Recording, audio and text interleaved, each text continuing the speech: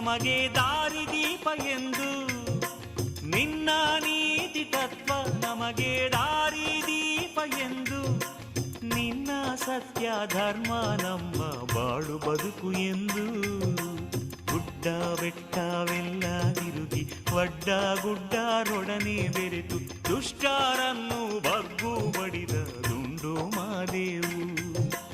ದುಷ್ಟರನ್ನು ಬಗ್ಗು ಬಡಿದ